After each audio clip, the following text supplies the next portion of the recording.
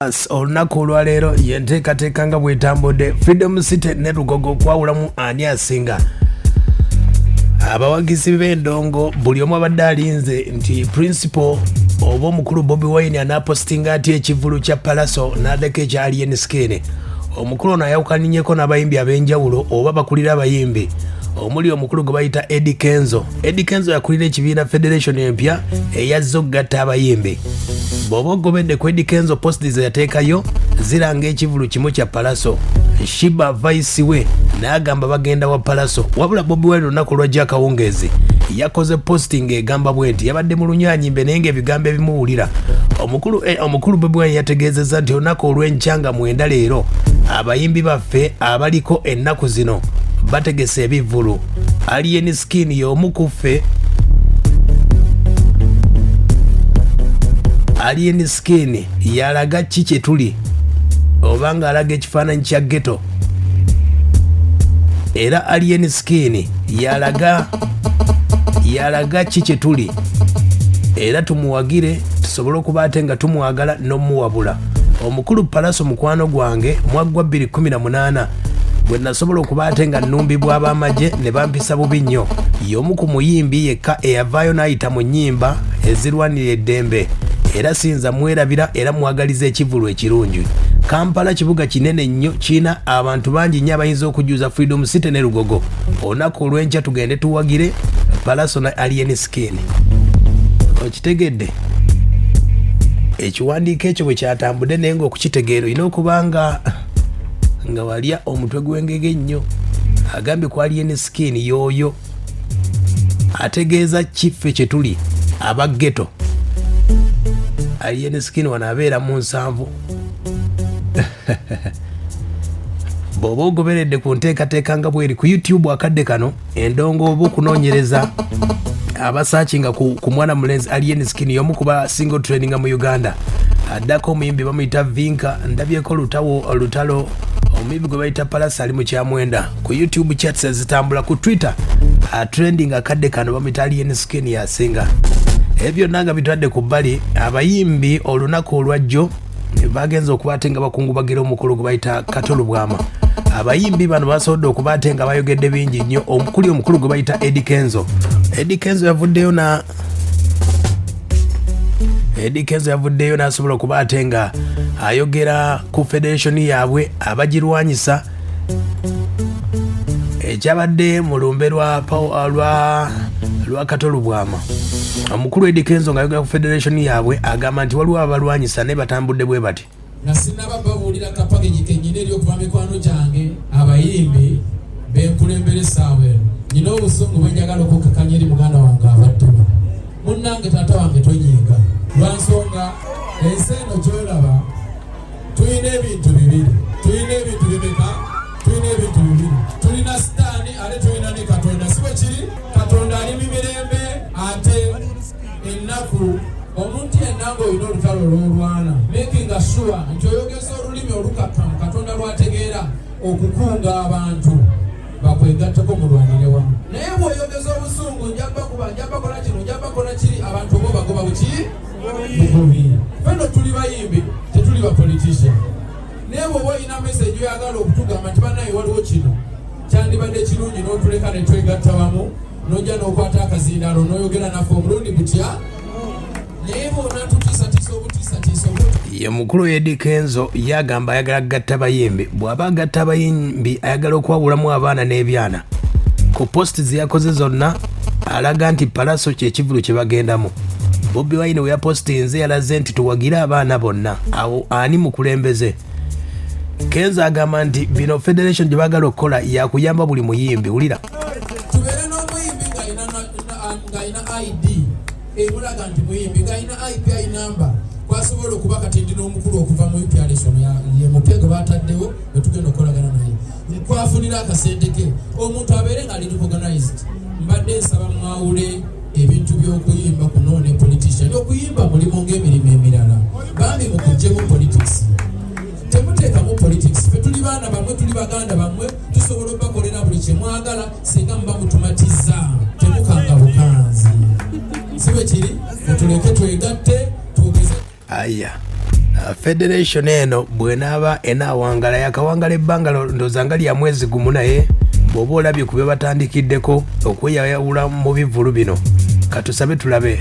Omukulu president ono EDDY KENZO agamba nti Federation nga yegenda kubaayo mu kuyimbira omukulu Katolu Bwama nga bwe yalaama. Tukirize twegatta abayimbi bangi mujje mutukonvinsinge mutubulire lwaki tulina okukola bye mwagala banga temutugana kwegatta mujja kuba mukozi bubi. Divided we fall, ate united together we can. So mukama akumpisa mwana w'amaanyi. Kakati mbadde nsaba njogerera abayimbi benkiikirira.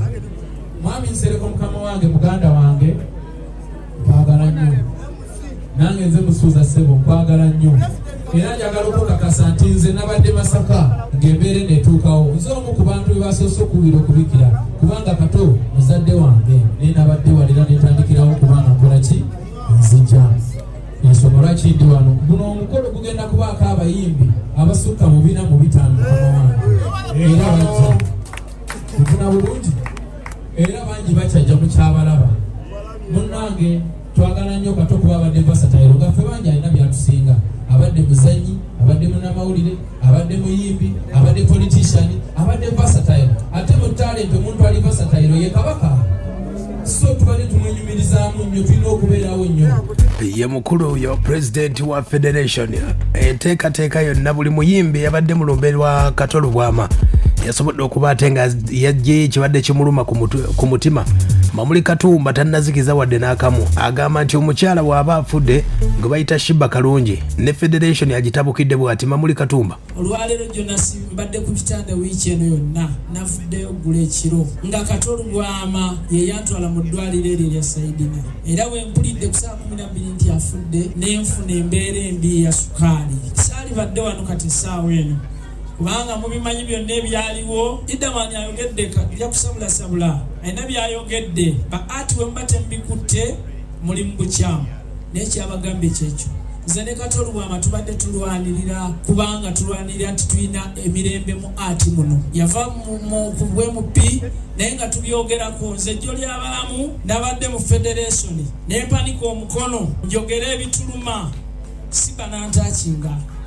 We wavudde obulwadde bwange okuddamu okubeera bwenti mbadde nteredde naye nga tebaagala njogere ebyama bye nafunye nti nze olw'okuba ndi wa nuupu nga tebaagala nziguse ensonga.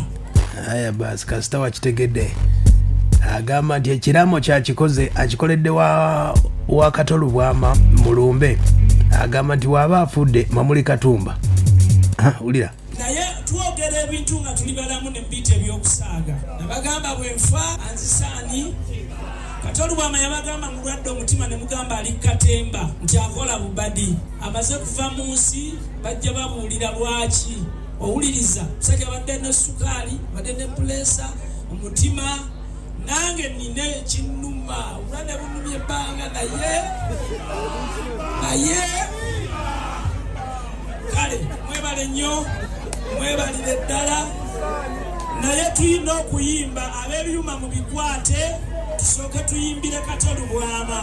Aya basi nkugambye nti kyabadde mulumbe abayimbi bavudde buli omu nga kyayogera. Omukulu Bebekulu naye abakungubazi bamutabukidde ku lw'ensonga nti yagambye nti bannabyabufuzi baleme okuleeta ebyobufuzi mulumbe